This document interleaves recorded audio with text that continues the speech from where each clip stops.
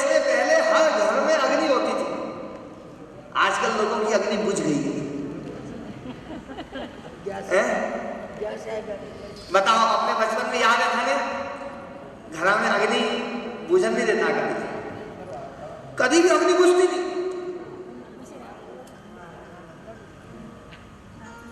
ये सब चीजें भूलते जा रहे हो। मैं वो जो भूल रहे हो ना आप लोग, वो याद दिलाने आया हूं। कोई नई कथा लेकर के नहीं आया हूं। मैं तो जो आपके पूर्वज करते थे और जो आपने बचपन में देखा है वही चीज याद दिलाने के लिए आया हूं। अग्नि हमेशा प्रज्वलित रखी जाती थी। अग्नि बहुत पवित्र होती है। कोई भी संकल्प लिया जाता है तो अग्नि प्रज्वलित की जाएगी और अग्नि के सामने संकल्प लिया जाएगा। पूजा करनी है, बिना अग्नि के पूजा नहीं होगी। पर आपको पता है कौन सी अग्नि के सामने संकल्प लिया जाता है? ऐसी कोई सी आग जलाई और संकल्प ले लिया, ऐसा होता है क्या? जिस अग्नि में गाय का घृत डल जाए, गो घृत डल जाए, वो अग्नि फिर अग्नि नहीं रहती है, वो यज्ञी अग्नि हो जाती है, यज्ञ हो जाता है। जिस अग्नि में गाय का घी डल गया वो अग्नि शुद्ध हो जाती है। अब आप देखिए, जो अग्नि स्वयं शुद्ध थी उस अग्नि देव को भी जिसका घी और शुद्ध कर दे। गाय का घी यदि अग्नि में डल जाए तो अग्नि यज्ञ हो जाती है। अग्नि को शुद्ध करने की ताकत जिसमें है, अग्नि को जो ज्योति बना दे, यज्ञ बना दे, वो है गाय। इसलिए गाय का एक विशेष नाम है, वो ज्योतावाली है। लेकिन हम लोग ये क्या सोचते हैं कि ज्योतावाली कोई और है, गाय अलग है। हमने पार्वती को, माता पार्वती को हमने एक स्त्री रूप दे दिया, और ये हमने नहीं दिया। वास्तव में हमारी बुद्धि में जो कलयुग घुसा हुआ था, वो कलयुग ये काम करता है। कलयुग एक ही काम करना चाह रहा है, किसी प्रकार से गाय खत्म हो जाए। क्योंकि कलयुग जानता है जब तक गाय रहेगी तब तक बस नहीं चल सकता कलयुग का। आप लोगों ने कई बार भागवत कथा सुनी है। भागवत कथा में कलयुग का जब आगमन होता है तो कलयुग ने सबसे पहले किसकी पिटाई करी? बोलो, गाय। कलयुग ने मंदिर तोड़े? तोड़े मंदिर? नहीं, मंदिर नहीं तोड़े। तीर्थों का विध्वंस नहीं किया, यज्ञशालाओं का विध्वंस नहीं किया, जब तक उनको भी कुछ नहीं चढ़ा। कलयुग को पता है मंदिर से मेरा कुछ नहीं बिगड़ेगा। खूब मंदिर बन जाए तो भी मैं खूब बढ़ूंगा, और जितने बढ़ेंगे उतना बढ़ूंगा। कलयुग को न तो मंदिर रोक सकते हैं, न तीर्थ रोक सकते हैं, न कथाएं रोक सकती है, न हवन रोक सकता है, न यज्ञ रोक सकता है, न कोई जप, न कोई तप, न कोई शास्त्र कलयुग को रोक सकता है। कलयुग को रोकने की ताकत केवल और केवल गाय है। इसलिए गाय के ऊपर अटैक किया है कलयुग। और कलयुग ये चाह रहा है जहां जहां से गाय निकल जाए बस निकल जाती। आज हमें गंगा की बात आती है लेकिन गाय स्वयं नहीं आती है। अरे जिससे गंगा प्रकट हुई है, गीता की बात याद आती है, लेकिन गीता जिससे प्रकट हुई है। गणेश जी की बात याद आती है, लेकिन गणेश जी जिससे प्रकट हुए उस गौमाता की याद है। और अब तो गाय के गोबर के गणेश जी का विधान ही गड़बड़ हो गया। घरों में पूजा होती है तो गणेश जी गाय के गोबर से बना लेते हैं, और जब गणेश चतुर्थी आती है और गणेश जी बिठाते हैं तो गाय के गणेश जी बिठाते हैं। शास्त्र कहते हैं यदि गणेश जी गाय के गोबर से नहीं बने हैं तो वो गणेश जी की पूजा व्यर्थ है, वो पूजा फल देगी ही नहीं। गणेश जी बनाने का विधान शास्त्रों में केवल गाय के गोबर से।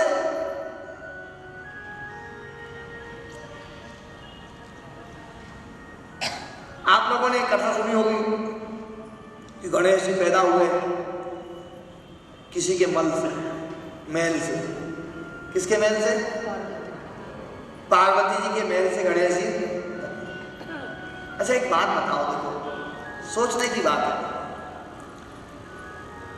क्या किसी स्त्री से इतना मेल निकल सकता है कि उसके मेल से एक आदमी बन जाए? बोलो, निकल सकता है? यदि हम माता पार्वती को स्त्री रूप बना दें तो ये बात हमारे हजम ही नहीं होगी। क्या किसी स्त्री से इतना मेल कैसे निकल सकता है? साल भर नहीं नहाए तो भी मेल नहीं निकलेगा, जीवन भर ना नहाए तो भी इतना मेल नहीं निकल सकता। और माता पार्वती तो कितनी पवित्र रहने वाली, कितनी साफ सुथरी, उससे इतना मेल निकाल दिया। ये भ्रम कैसे पैदा हुआ? ये भ्रम तब पैदा हुआ है जब गाय से पार्वती को अलग करके पार्वती को एक स्त्री रूप दे दिया।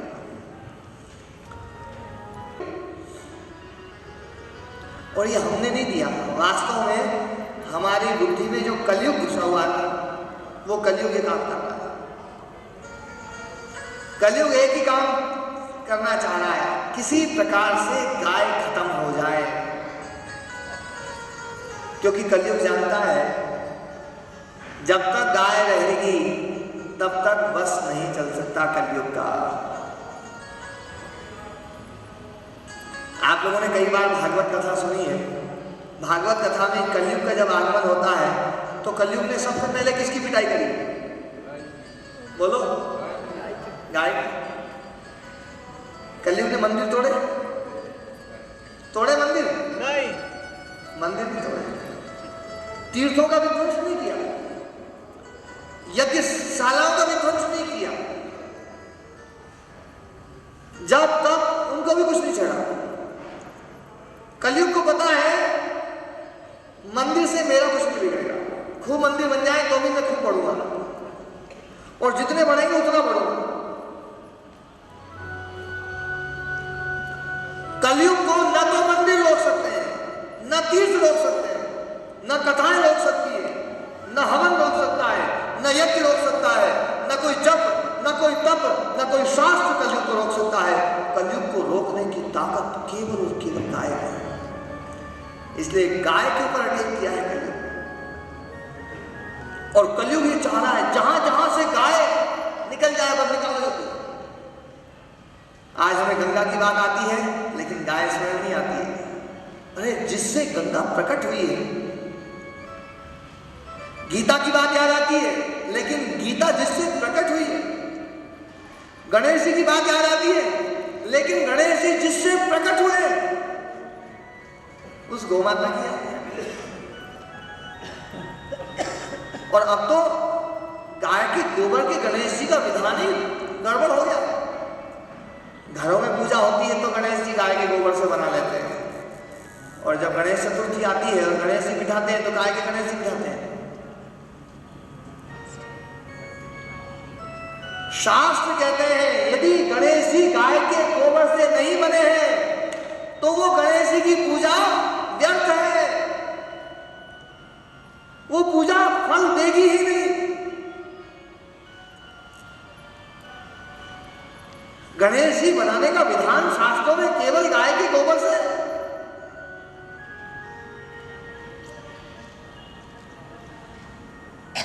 आप लोगों ने कथा सुनी होगी कि गणेश जी पैदा हुए किसी के मल से, मैल से। किसके मैल से? पार्वती जी के मैल से गणेश जी। अच्छा एक बात बताओ, देखो सोचने की बात है, क्या किसी स्त्री से इतना मेल निकल सकता है कि उसके मेल से एक आदमी बन जाए? बोलो, निकल सकता है?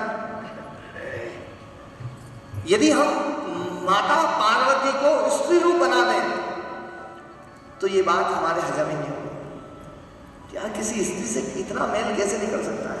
साल भर नहीं नहाए तो भी मेल नहीं निकलेगा इतना, जीवन भर ना नहाए तो भी इतना मेल नहीं निकल सकता।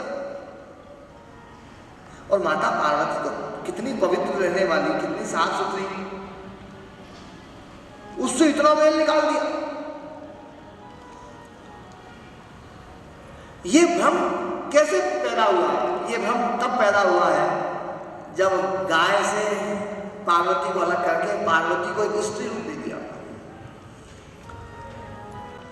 तो गौ का मेल है गोबर, गौ का मल क्या है? गोबर।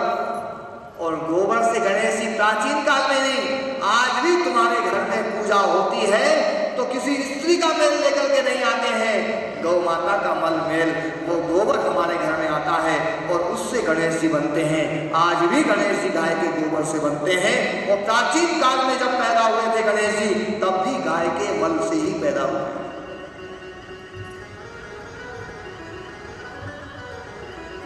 पार्वती गौ है, इस बात को ध्यान रखें।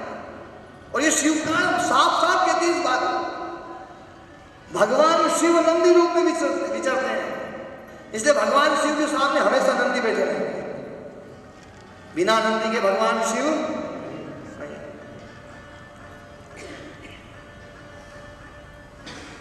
आप लोगों ने गौ माता दुर्गा मैया की आरती जब करते हो आप लोग तो सुना होगा, 4 भुजा अति शोभित, सुना है?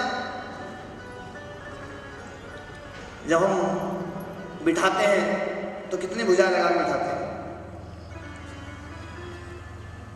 कितनी भुजा लगा लेते हैं? कोई 8 लगा रहा है, कोई 10 लगा रहा है, कोई 20 लगा रहा है। अब तो जिसकी जितनी मर्जी आए लगाए जाओ।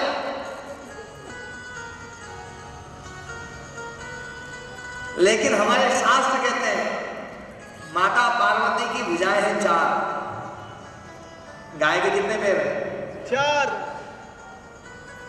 पार्वती गौ रूपा है इसलिए 4 भुजा, 4 भुजा। और एक बहुत सुंदर वाक्य आता है, नासाग्रे मोती, सुना है? नासाग्रे मोती, माताएं बहनें मोती नाक के आगे लगाती है, बगल में लगाती है? बोलो, अच्छा आगे लगाने में अच्छा लगेगा, लेकिन दुर्गा मैया के मोती कहाँ है? नासाग्रे, अग्रभाग। जो लोग गाय को जानते हैं, गाय को देखा हो कभी, दादा आपका राजस्थान कब आएगा? राजस्थान कब आया? राजस्थान तो काफी टाइम हो गया, 4 महीना हो गया। 4 महीना हो गया। घरा गाय है? हाँ, खूब है नहीं? अब देखो, जो लोग जिन्होंने गाय को देखा है, गाय के साथ में जिन्होंने अपना जीवन कुछ गुजारा है, गाय की जो नाक होती है, हाँ, उस नाक के अग्रभाग में पानी की बूंदें होती है, हाँ, होती है? हाँ। उन्हें कहीं बोले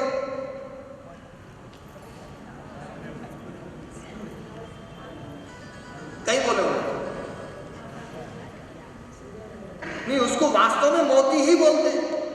जैसे कोई गाय बीमार हो जाए तो ये कहते भैया मोती देखना, मोती सूख तो नहीं गए, बोलते हैं है ना?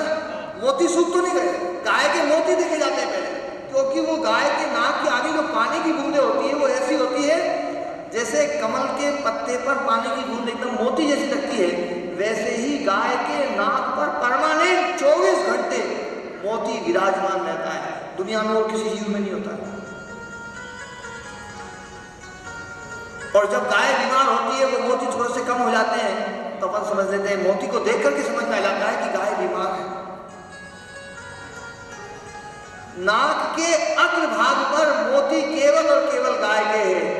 इसका मतलब असली दुर्गा, असली पार्वती कौन है? गौ माता।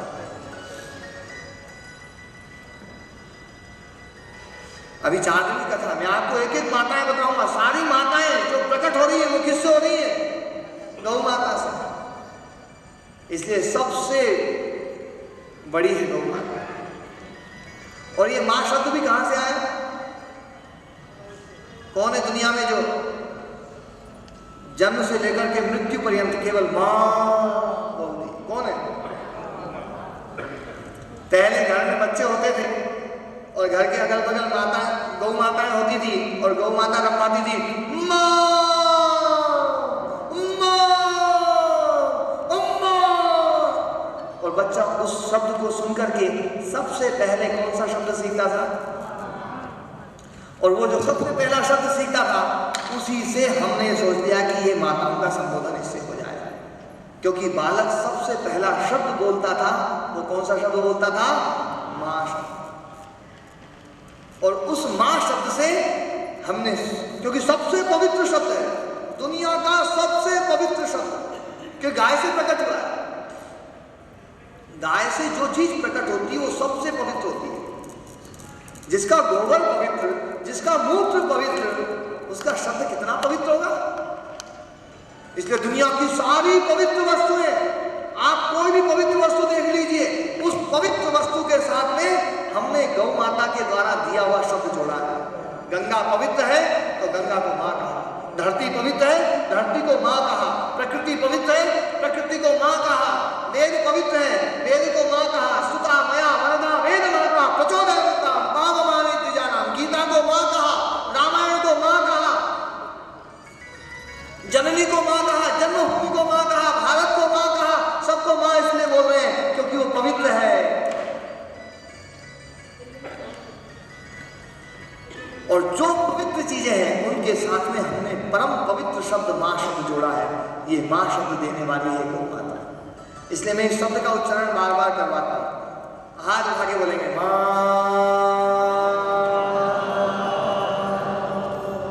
गौ मां।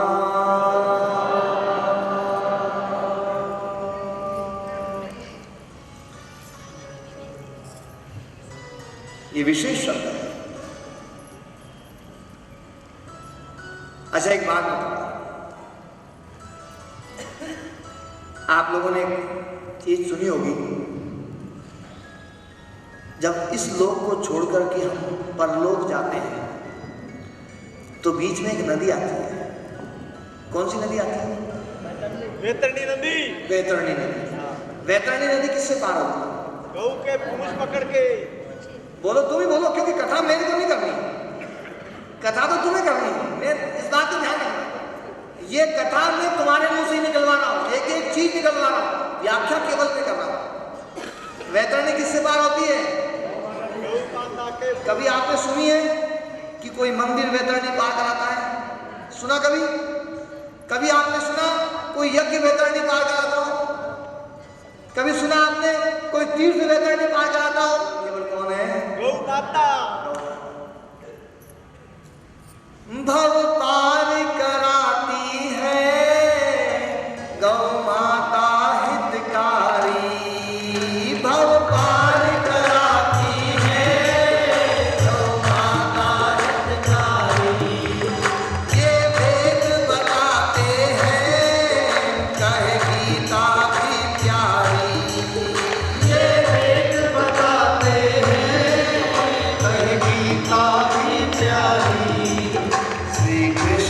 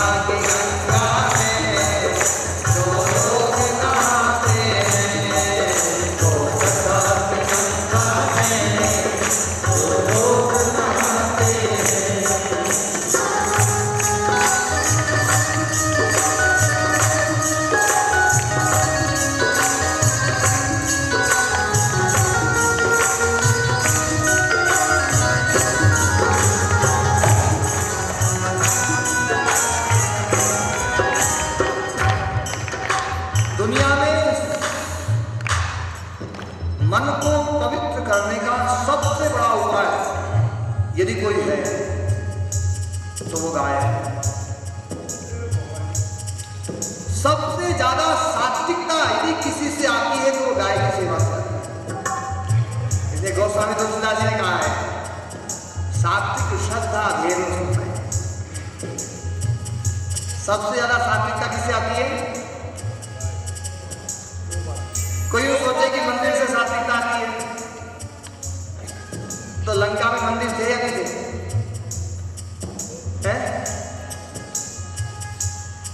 ठीक नहीं थे? ओ मंदिर मंदिर कभी कभी शोधा।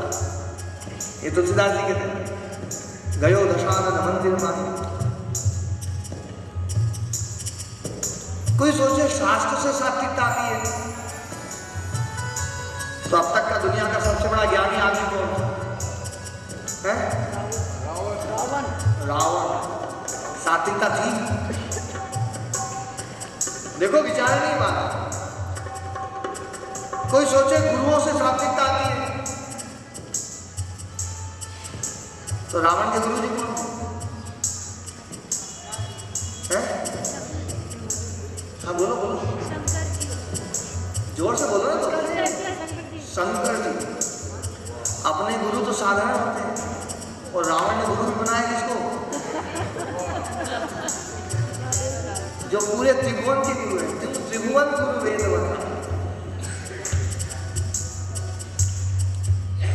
बहुत बड़ा जपी था, बहुत बड़ा तपी था रावण, लेकिन सात्विकता आई क्यों नहीं आई? केवल एक ही बात आती है, गाय का विरोधी था रावण। गाय का हत्यारा था, गाय को मारने का।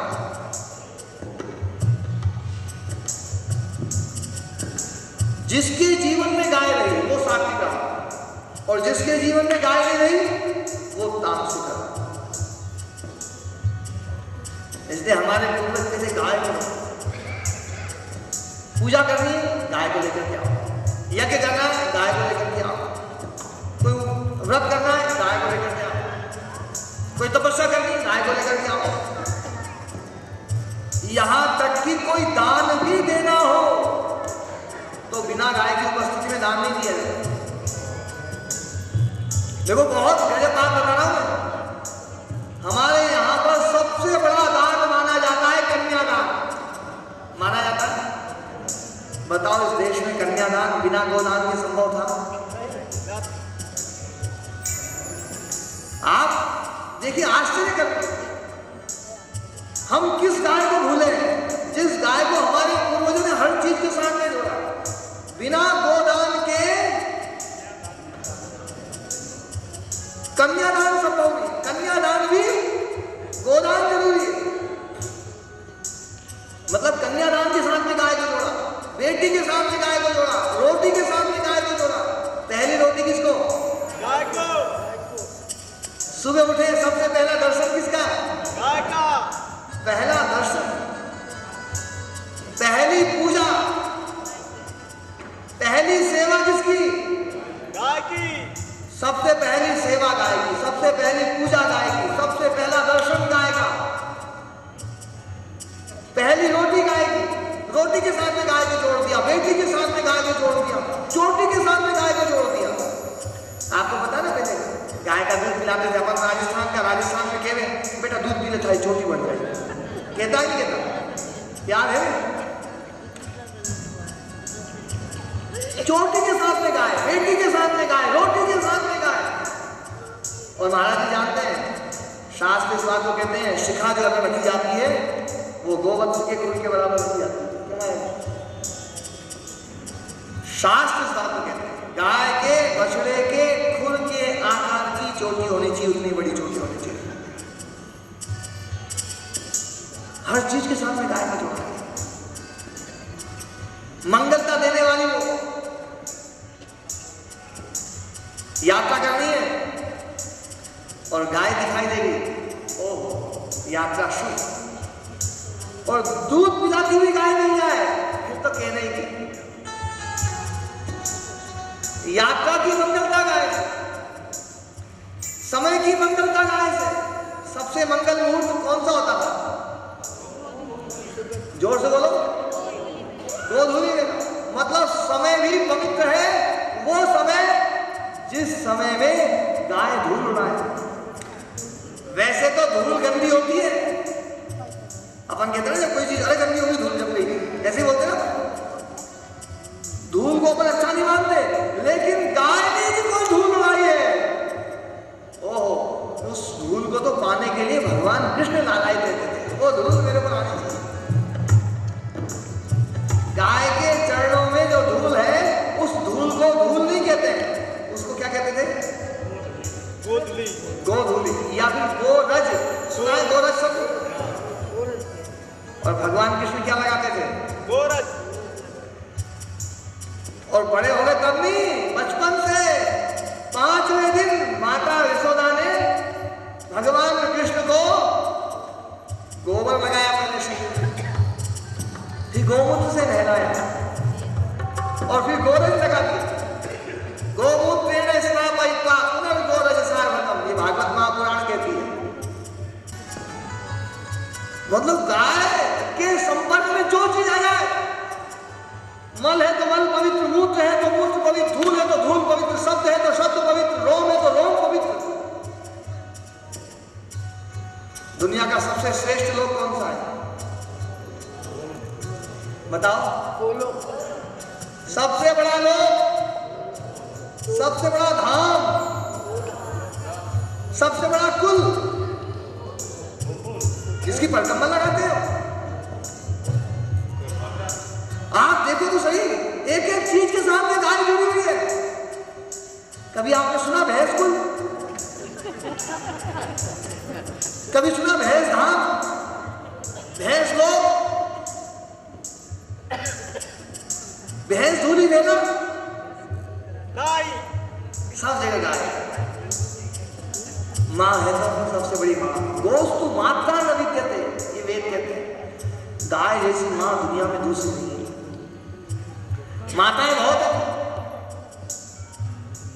कोई गायत्री माँ की पूजा कर रहा है, कोई दुर्गा मैया की पूजा कर रहा है, कोई गंगा मैया की पूजा कर रहा है, कोई वेद माता की पूजा कर रहा है, कोई धरती मैया की पूजा कर रहा है। सब माताओं की पूजा होती है, लेकिन सबसे बड़ी माता यदि कोई है, शास्त्र कहते हैं गोस्तु माता में विद्यते, गाय जैसी माँ दुनिया में कोई दूसरी नहीं, क्योंकि सारी माताओं को प्रकट करने वाली है। अच्छा, भैंस को हमने माँ नहीं कहा, नहीं कहा, चलो माँ नहीं कहा, बुआ कह देते। बुआ कहा क्या? मौसी कहा? मामी कहा? चाची कहा? क्या कहा? हाँ, जोर से बोलो। भैंस के साथ में क्या जोड़ते हैं? भैंसासुर। देखो याद है आप लोगों को, ये शब्द याद है? मैं तो देखो हमारे पूर्वजों ने ऐसे ऐसे शब्द दे दिए कि कलयुग कितना ही गाय को हटाने की कोशिश करे, गाय हट गई पर शब्द तो अभी भी है।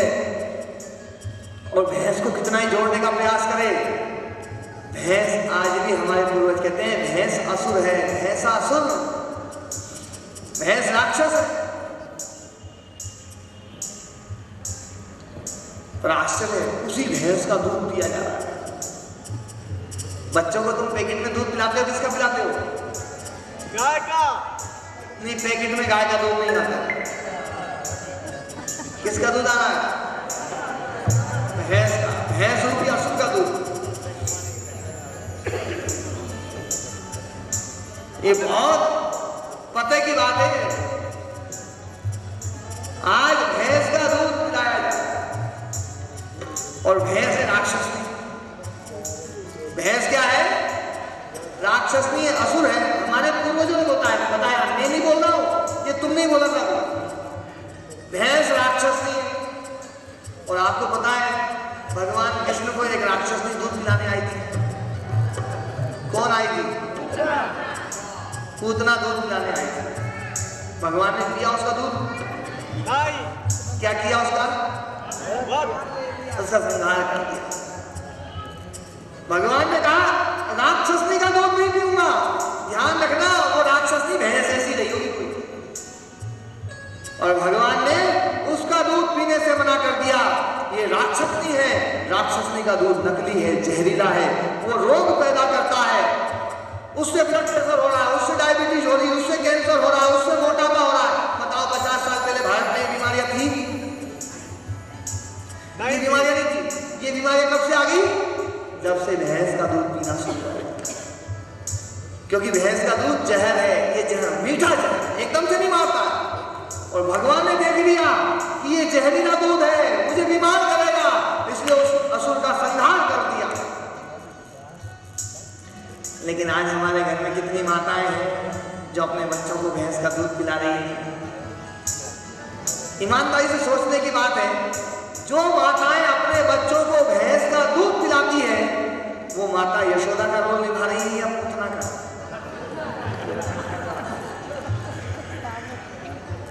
महाराज, ये तो बहुत गंभीर विषय है। और सोचते हैं माता मैंने कहती मेरा नाम गोपाल बन जाए। अरे ऐसे कैसे गोपाल बनेगा? गोपाल बनाना है तो गाय का दूध पिलाना।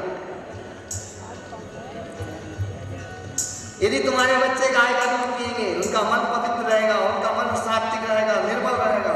10 साल तक यदि तुमने बच्चे को गाय का दूध पिला दिया, फिर देखो, मैं निश्चित कहता हूं, व्यास फिर से इस बात को बोल रहा हूं, 10 साल तक यदि बच्चों को केवल गाय का दूध पिलाया, वो बालक कभी भी जीवन पर्यंत कभी भी पाप की तरफ प्रवृत्त नहीं होगा। वो बालक सदाचारी और सच्चरित्र होगा, वो माता पिता का भक्त होगा।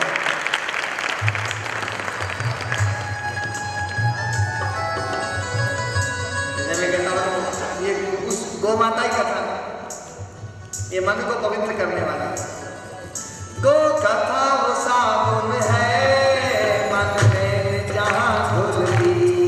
गो कथा वो साबुन है मन में जहां धुलती। गो नाम की मस्ती में जीवन की कली खिलती। गो नाम की मस्ती में जीवन की कली खिलती।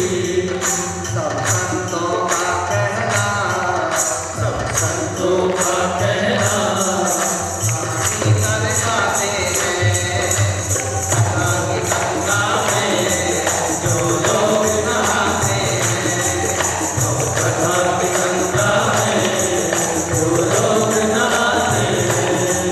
तो कथा की गंगा में जो लोग नहाते हैं। तो कथा की गंगा में जो लोग नहाते हैं। पावन पावन पावन हो जाते हैं, आनंद मनाते हैं। पावन हो जाते हैं, आनंद मनाते हैं। तो कथा की गंगा में जो लोग नहाते हैं।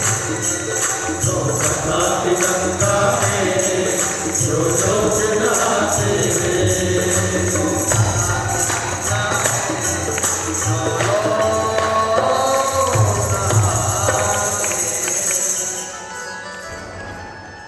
दुनिया में सबसे पवित्र है गाय, और उसकी कथा है। और ये कथा साधारण कथा नहीं, इस बात की ध्यान रखें। आप एक एक चीज देखते जा रहे हैं, एक एक चीज के साथ में गाय जोड़ती जा रही है। गंगा गाय से, गीता गाय से, धरती गाय से, सीता गाय से, लक्ष्मी गाय से, गणेश जी गाय से, पार्वती गाय से, भगवान शिव गाय से। बताओ 12 ज्योतिर्लिंग प्रकट कहां हुए? 12 ज्योतिर्लिंगों का इतिहास उठा करके देखोगे तो आपको यह पता चलेगा, गाय ने जहां दूध बरसाया है वहां ज्योतिर्लिंग प्रकट हुआ है। साधारण कंकर के ऊपर जो दूध बरसा करके उस कंकर को शिव शंकर बना दे, ये सामर्थ्य जो रखती है वो है गौ माता।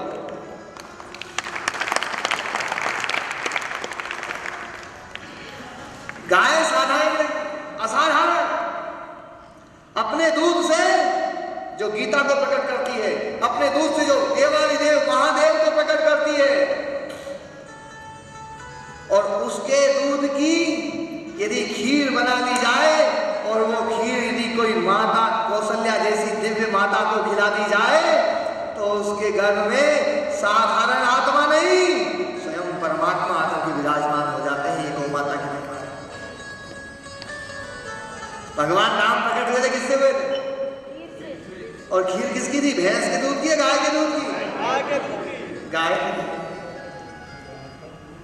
जिसकी दूध की खीर से भगवान राम प्रकट हुए, जिसके मक्खन से भगवान कृष्ण ताकतवर हो रहे हैं। देखो भगवान कृष्ण को तो मक्खन चाहिए। क्या चाहिए? मक्खन। और किसका मक्खन? गाय का। गाय का मक्खन। ध्यान रखना, भैंस का मक्खन खिला मत देना। भगवान कृष्ण को तो एक ही चीज, गाय की चीज। अच्छा, ऐसे कितने लोग हैं जो चाहते हैं कि भगवान कृष्ण फिर से धरती पे आ जाए? हाथ उठाओ। सब चाहते हैं। खिलाओ क्या उनको? वो खाते क्या है तुम्हारे पास? आएंगे तो भूखे मरेंगे। वो तो कहते हैं मुझे चाहिए माखन मिश्री दूध दही का खाना, मुझे चाहिए माखन मिश्री दूध दही का खाना। भगवान कृष्ण को माखन चाहिए। माखन दोगे तो अब भगवान आ जाए धरती पर तो तुम उन्हें क्या खिलाओगे? ब्रेड खिलाओगे। देखो कितनी बुरी स्थिति हो गई हमारी। भगवान का घोल हमारे घर में नहीं है। भगवान कैसे आएंगे?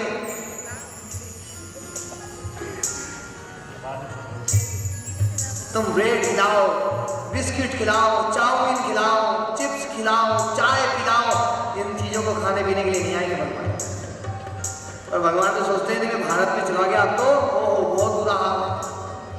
बीमार हो जाओ डॉक्टर के पास जाएंगे, डॉक्टर कहेगा संडे हो या मंडे रोज खाओ। ऐसे भारत में भगवान आएंगे। आप देखो सही, लोग 40-50 साल पहले इतना बिगाड़ नहीं था। अब तो जिसको देखो वही अंडा खाना, मछली खाना, सब पूरी संस्कृति नष्ट कर दी। ऐसे देश में भारत भगवान नहीं आ सकते।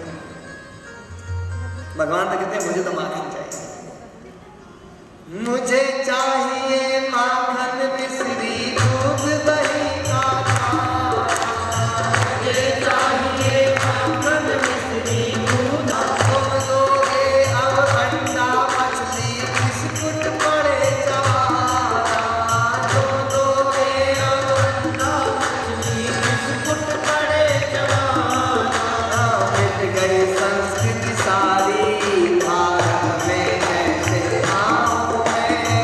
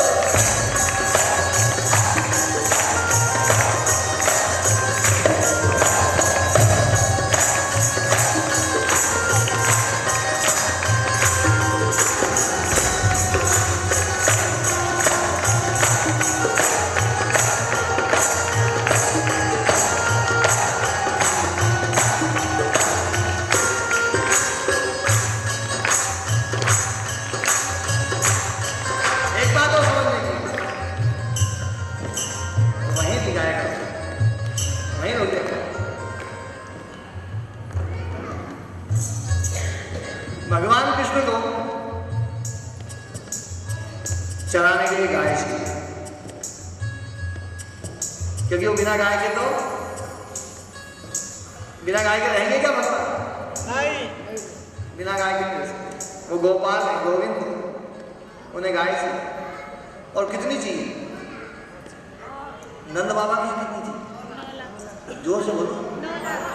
हाँ, मैं बताऊंगा तो तुम्हें नहीं लगेगा गुरु जी ने हमारे ऊपर थोप दी बात। तुम बताओ कितनी गाय थी?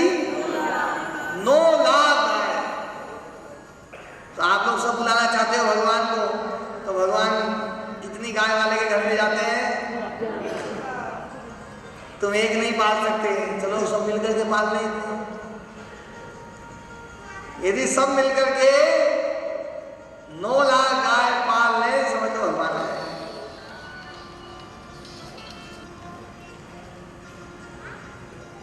हमारे चंद्र जी ने जो है बहुत YouTube पे मेरी कथा सुनी, और वो ऐसे दीवाने हो गए, बोले गुरु जी कथा करनी है, और फोन लगा दिया वृंदावन हमारे आचार्य जी के पास। अच्छा, मैं अक्सर अभी मध्य प्रदेश से बाहर बहुत कम जाता हूँ, कि मध्य प्रदेश में बहुत सारी गौशालाएं, मुझे उनकी व्यवस्थाएं देखनी पड़ती है। मध्य प्रदेश में गौ संवर्धन बोर्ड है, उसका मैं चेयरमैन हूँ, लेकिन उस पद से मैंने त्याग पत्र दे दिया, ये अलग बात है, क्योंकि मुझे ऐसा लगा कि थोड़ी सी व्यवस्थाएं घर की, वो चीज़ मेरे हिसाब की नहीं हुई। बैठे लोग सोचते हैं कि स्वामी जी जो है बढ़िया गाड़ी ले लें, बढ़िया सिक्योरिटी ले लें, बढ़िया बंगला ले लें, बढ़िया ऑफिस, मुझे कैबिनेट मंत्री का दर्जा दिया हुआ, और मैं भी ऐसा आदमी हूँ कि पिछले 1.5 साल से मैंने त्याग पत्र कम से कम 10 बार त्याग पत्र दे दिए।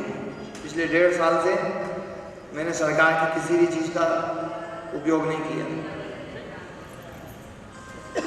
मेरे नाम की गाड़ी खड़ी है, मेरे नाम का बंगला है, आज तक मैं मेरे बंगले में नहीं गया। मैंने देखा है कि सरकार की तरफ से जो काम नहीं हो सकते हम व्यक्तिगत रूप से करें। 108 गौशालाओं का संकल्प मेरा, 108 गौशालाएं खोलने। एक गाय को पालना लोगों के लिए कठिन होता है, और आज महाराज जी हाथों से 850 गायों का पालन पोषण गौ माता की कृपा से हो रहा है। एक गाय को पालते हैं तो कम से कम खर्चा, यदि आप लोग पालोगे ना तो 300-400 रुपए का खर्चा एक ही गाय, और यदि इकट्ठी करके पालेंगे तो 100 रुपया तो कम से कम। 10 से 12 किलो तो भूसा खाती है, और 6 से 7 रुपए का किलो भूसा है, तो आप देख लो 70-80 रुपए का तो भूसा ही भूसा है। जो दाना है और दूसरी सेवा, सब बिजली पानी की व्यवस्था, कर्मचारियों की व्यवस्था, मुझे सुबह उठकर के सोचना पड़ता है कि आज के 85,000 रुपये कहाँ से आएंगे, क्योंकि 800-850 गायों का रोजाना जो खर्चा है वो 85,000 रुपये से ज़्यादा का है। लेकिन गौ माता की कृपा से सहज रूप से ऐसा पता नहीं चलता है कहाँ से आता है, कैसे हो जाता है। लोग कथाएं सुनते हैं, बोले गुरु जी के नाम की गौशाला के लिए 1-1 रुपये निकालते हैं, 2-2 रुपये निकालते हैं, 5-5 रुपये निकालते हैं। 1-1 रुपये कोई बहुत बड़ी जटिल चीज नहीं है। अच्छा, 1 रुपये कोई निकाले तो साल में कितने रुपए होंगे? 360, 365 रुपये। अब 365 रुपये कोई मतलब कोई बहुत बड़ी राशि नहीं है, लेकिन मैं उन लोगों को बहुत बड़ा सहयोगी मानता हूँ जो लोग रोज मेरी गौशाला के बारे में सोचते हैं। जो व्यक्ति रोज 1 रुपया निकाल रहा है उसे रोज मैं याद आ रहा है, वो मुझे याद कर रहा है, और रोज मेरी गायों को याद कर रहा है, रोज मेरी गायों को याद करके भोजन करता होगा, रोज मेरी गायों को याद करके दुकान पे जाता होगा, मेरी गायों को याद करके वो सारे काम करता होगा। और वो व्यक्ति जब मेरी गायों का ध्यान रख रहा है और ऐसे हजारों लोग जब गायों का ध्यान रखेंगे तो गाय सहज रूप से चलेगी।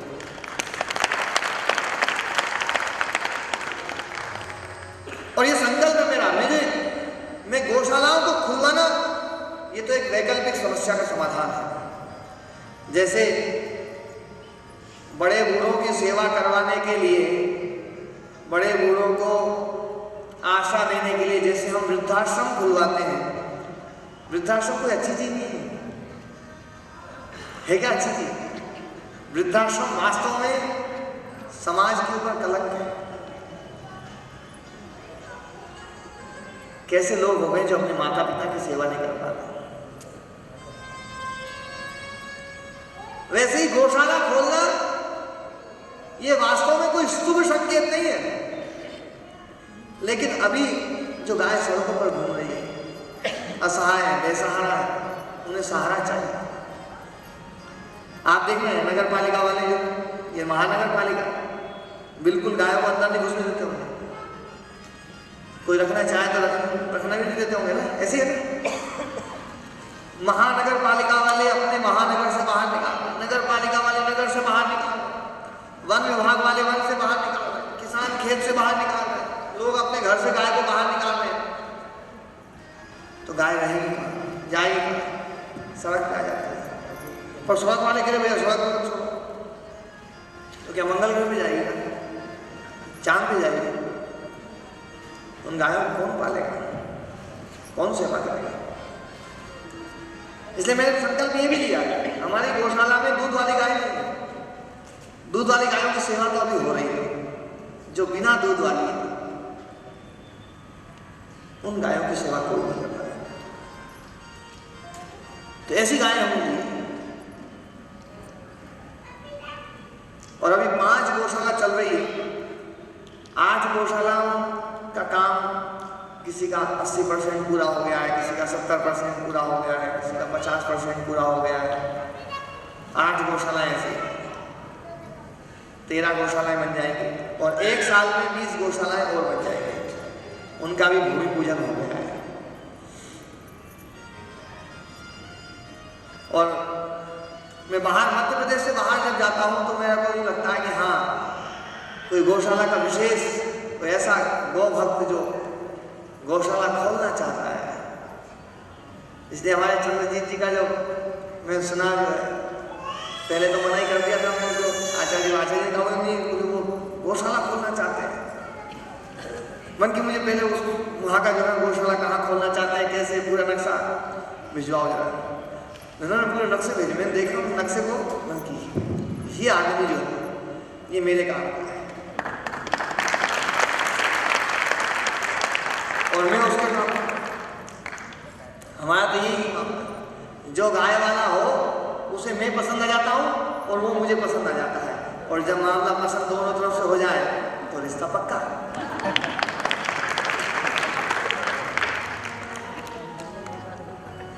तो हमारे चंद्र जी जो है वो इस पावन काम में लगे। उनका एक संकल्प है, गायों की सेवा हो, और गायों की सेवा होगी तभी भगवान आएंगे।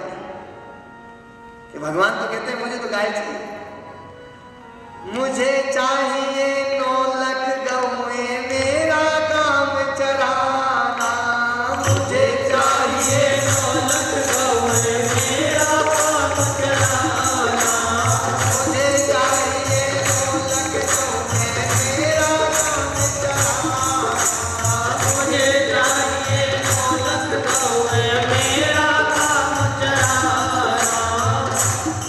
भगवान कह रहे मुझे गाय चाहिए,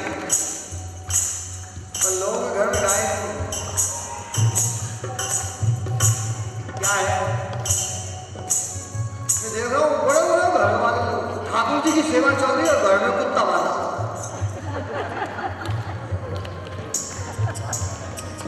कुत्ते और भैंस पल रहे हैं। आदमी कितना तामसिक हो गया है। अच्छा, जिसके घर में कुत्ता होता है, आप देखो जरा उसकी क्या बुरी गत होती है। कुत्ते वाला आदमी, एक आदमी के पास में कुत्ता था, वो सुबह सुबह उसको घुमाने ले जाए। मैंने पूछा ही नहीं, मैंने भैया क्या कर रहे हो, कहाँ जा रहे हो? बोले गुरु जी कुत्ते को घुमाने जा रहा हूँ। मन की घुमाने जा रहे हो या हंगाने जा रहे हो? महाराज जी ब्रह्म मुहूर्त का पवित्र समय, इतना पवित्र जिस समय भगवान की पूजा करनी चाहिए, आरती करनी चाहिए, कीर्तन करना चाहिए, जप करना चाहिए, हवन करना चाहिए, उस समय आदमी कुत्ते को हंगाता है। बताओ इससे ज्यादा बुरी का तो क्या होगा? आप सोचिए जरा। मतलब आज के जमाने में तो आदमी अपने बच्चे को हंगाने नहीं जाता, कुत्ते को हंगाने जाता है। बिल्कुल घोर कलयुग आ गया। इसलिए भैया देखो, गाय से जुड़ जाओगे ना तो मामला फिट हो जाएगा। मुझे चाहिए ढोलक गौए मेरा काम चलाना, मुझे चाहिए ढोलक गौए मेरा काम चलाना।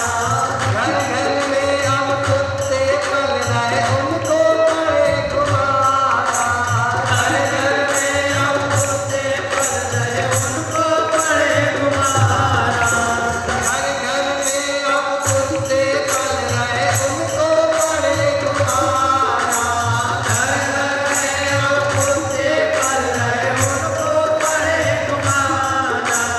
मुझे चाहिए ढोलक गौए मेरा काम चलाना, मुझे चाहिए ढोलक गौए मेरा काम चलाना।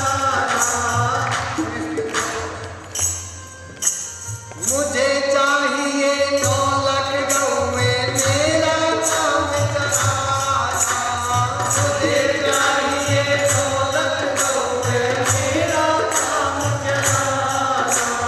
घर घर में अब कुत्ते पल रहे उनको पड़े घुमाना, घर घर में अब कुत्ते पल रहे उनको पड़े घुमाना। मिल गई संस्कृति सारी भारत में कैसे आऊं मैं, मिल गई संस्कृति सारी भारत में कैसे आऊं मैं। यूं बोले कृष्ण मुरारी भारत में कैसे आऊं, यूं बोले कृष्ण मुरारी भारत में कैसे आऊं मैं। भारत में कैसे आऊं मैं, या ब्रज में कैसे आऊं मैं, भारत में कैसे आऊं मैं, या ब्रज में कैसे आऊं मैं। यूं बोले कृष्ण मुरारी भारत में कैसे आऊं मैं, यूं बोले कृष्ण मुरारी भारत में कैसे आऊं मैं।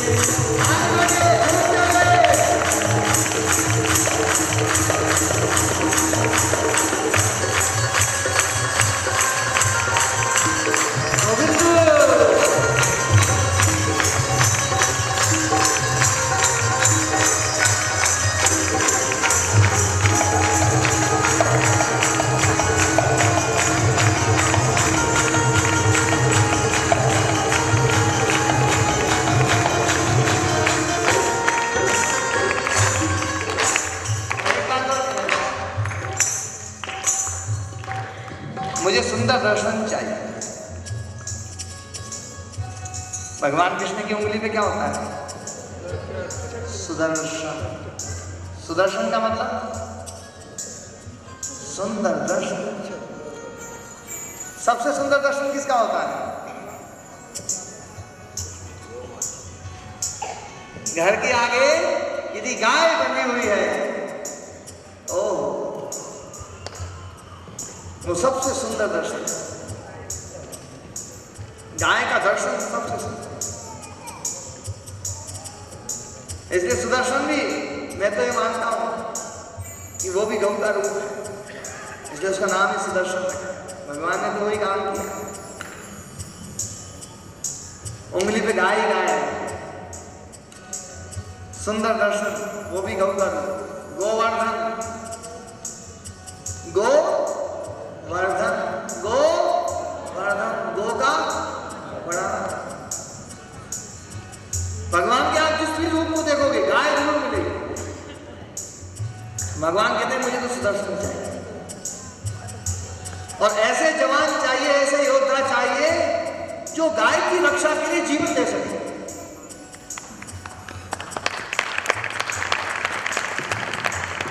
आपको पता है एक बार ऐसा समय आया था, अर्जुन के सामने धर्म संकट आ गई थी कि गायों को या तो बचा ले या अपने आप को बचा ले। और अर्जुन ने गायों को बचाने का निर्णय लिया। अकेला चल दिया, बहुत बड़ी सेना से लड़ने के लिए, और गायों को बचा करके लेकर के आया। अर्जुन महान गो भक्त था, इसलिए भगवान कृष्ण ने अर्जुन का रंग चलाया। और भगवान कहते हैं मुझे ऐसे योद्धा चाहिए, अर्जुन जैसे योद्धा। अब आज भगवान आ जाए तो गायों की रक्षा करने वाले जवान नहीं मिलेंगे भगवान को, कुत्ते घुमाने वाले जवान मिलेंगे, जिनके मुंह में गुटखा भरा हुआ है, दारू पी रहे हैं। आज देखो जवानों का हाल, जैसे ही सूरज अस्त होता है जवान मस्त हो जाता है। ऐसी सूरज अस्त और भारत मस्त, ऐसे भारत में भगवान आएंगे। भगवान तो कहते हैं मुझे